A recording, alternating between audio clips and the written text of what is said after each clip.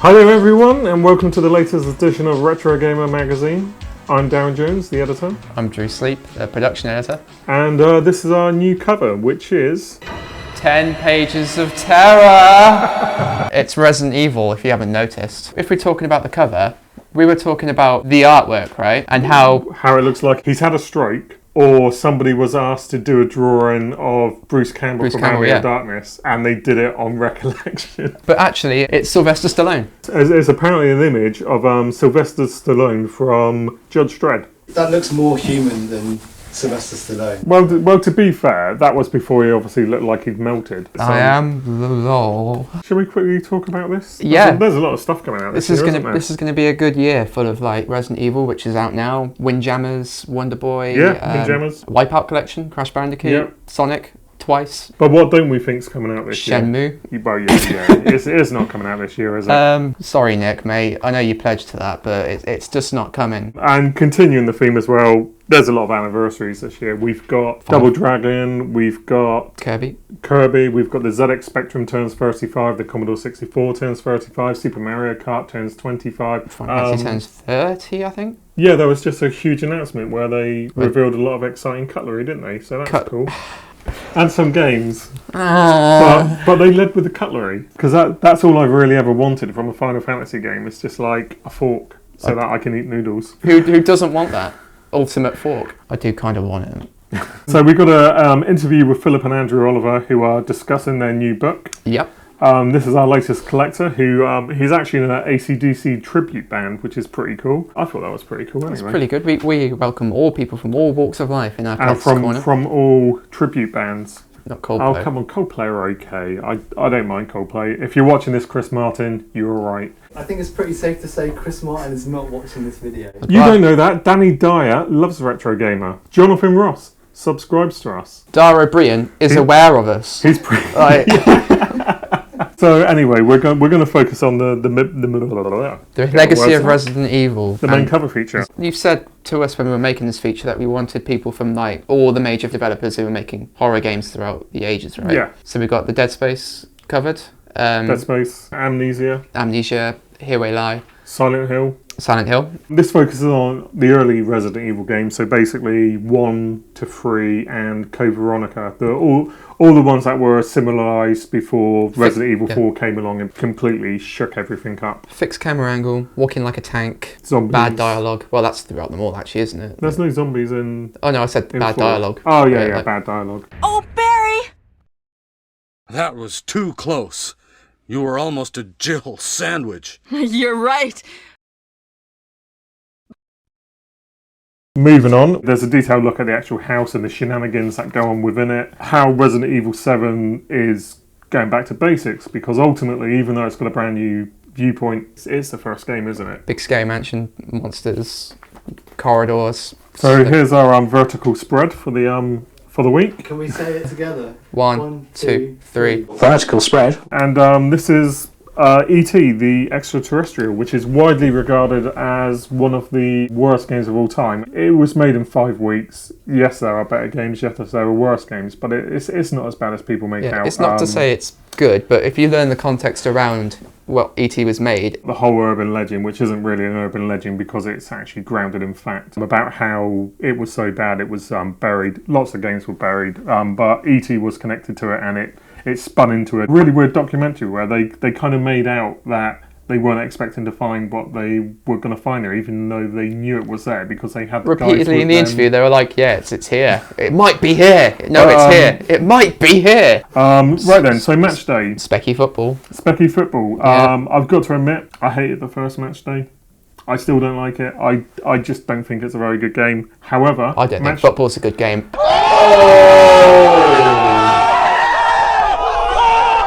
There's some good anecdotes from John Redman in this. Fantastic anecdotes. Yeah. Anecdotes. Thinking of Resident Evil again. Yeah, fantastic anecdotes from John, and it also looks at how football games evolved over the 8-bit period. This is a game which I love. This is a game. Yeah, it is a game. Gauntlet 2. I love Dungeons and Dragons. There are dungeons. Are there dragons? There are dragons. Okay, and, tick. There are barbarians and Valkyries and Elf. everything else you want. As usual, we've looked at the various conversions. We've spoke to 2 developers this time, one of who worked on the Commodore 64 and one who worked on, was it the Atari ST version?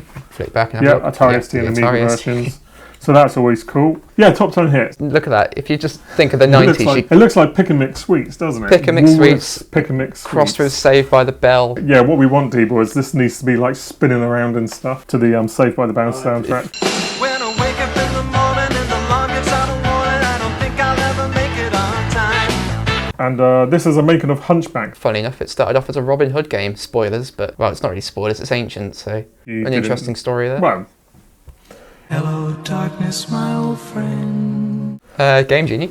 How many Game Genies have we found since we said we were going to do a Game Genie? I bought a Game Genie that we could use in the mag because I'm a thoroughly decent guy like that, and I paid £10 for it. It was supposed to come with instructions, and there's like no instructions. I need to chase that up. But If but you're anyway, watching this eBay seller, you're in trouble, mate. I'm after you. There's an interesting story behind it in regards to like lawsuits and stuff as well, and it's set a good precedent of that. Cheats don't alter games permanently. Because it would all turn off, wouldn't it? As Yeah. soon as you turned the game off, everything stayed, so Yeah. you weren't physically altering the game in any permanent way. That's a gun. That's a gun, and it's a Dreamcast gun, and Whoa, hang on. You're going to talk about a Dreamcast gun? well, It's a gun which you use it was with your it was a Dreamcast. cool gun that had about 6 games, and Sega wouldn't release it in the US because it was around about the same time as the Columbine killings. Yeah. And yes, we are well aware that the hand grip is dirty, so sorry It's about a that. bit- So Slime World, this is a really cool Atari Lynx game. It's the first Lynx game, I believe, which allowed up to 8 people to play at once. Yeah, Although quite a good multiplayer focus on this one, yeah. yeah, although unfortunately you had more chance of making your own person to play with you than you had finding somebody who actually had a Lynx. Where I lived, it was me, and that was it. Where I come from, everyone was playing Game Boys, like cool kids. Well, let's not go that far, but And there was someone down the road who had a Game Gear, I think. You come out for a bit, play it, and then be like, gotta go in, gotta change the batteries. You want to wear like bandoliers of like batteries. are there more than 4 things to do in this compared to Arkham Knight? Oh yeah, I wrote this. Yeah, Batman's alright, play it.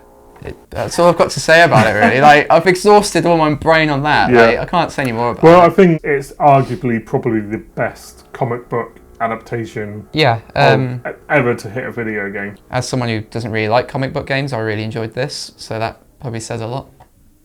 What about Spider-Man, though? The new Spider-Man game looks like a game. Yeah, it looks good, but Just I looks think like a game. when you look at some of the earlier Spider-Man games, particularly I think Spider-Man versus the Kingpin, which is pretty good. It sounds like a real like cliche because I'm the editor of Retro Gamer. I shouldn't be saying things like this, but ultimately, sometimes you need technology to be around to be able to do what you want to do, and things like John Rittman's isometric game is Batman was good, and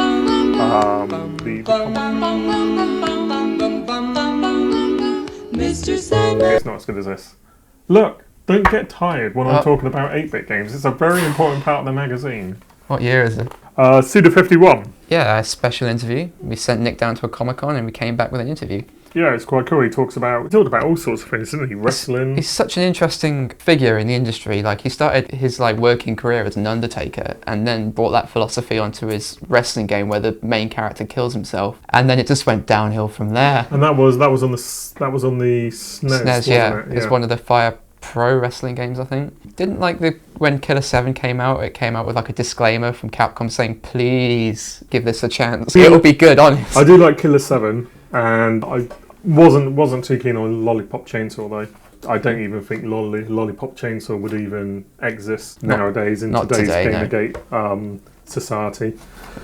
Wild Guns, Darren. Talk to me about Wild Guns. Well, we played this over Christmas, didn't we? We did, yeah. And much fun was had in the office. It's an update of the SNES game. The SNES game now goes for an absolutely ridiculous amount of money. I think I bought a cartridge about 3 years ago for 30 quid, and it now goes for about 200 to 250 quid. That's just the cartridge. If you want the fully boxed one, you're looking at 500-600 quid. So the fact You'll that you probably can, have to sell one of your Yeah, yeah. daughters. Like, and Would you? I'd probably happily Didn't even trade question both. yeah, like, I've got 2 of those. A few other cool games: Shantae, Half Genie Hero, Wonder Boy Returns, Super Mario Run, which is good fun, and And Fate it rhymes. Stella, The Umbral Star, which is A game. Yeah, it's a game, isn't it? We've got the mailbag, and the next month page. Should we say what's not coming? Things happened. Called a Switch. Called a Switch, and Legend of Zelda got pulled forward. So there is no Amiga 500 next issue. Bruh. There was going to be, and then literally there isn't. However, Sometimes bad things happen, Deeble. We've got... Roland Thunder. Do we have that? Yep. Okay, yeah, that's Bubble in. Bus. Yeah, that's definitely in. Bactron. Definitely Iridium in. 2. Definitely Buzzbee 3D. Game Yep. Boy Printer. Bubsy Alien 3D. Storm. History of Iron Soldier. Savage. Yep. The Greatest Apple II Games. Black. Yep. Mega Drive and more. So Okay, yeah, okay. That's not This too is- bad, is it? Yeah, That's like the most that's ever been actually right. Yeah, I mean, we haven't got Except for the main story. Everything else is right. Oh well, these things happen sometimes. Yeah, and then in game. So World of Illusion, Mickey Mouse, Donald Duck, Shenanigans, and that's the end. Is it the end for everything? No.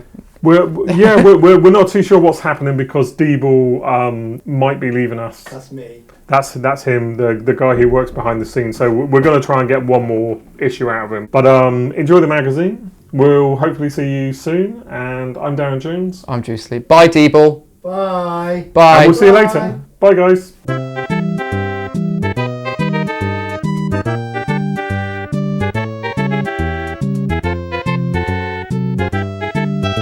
You could have said I was moving on at least.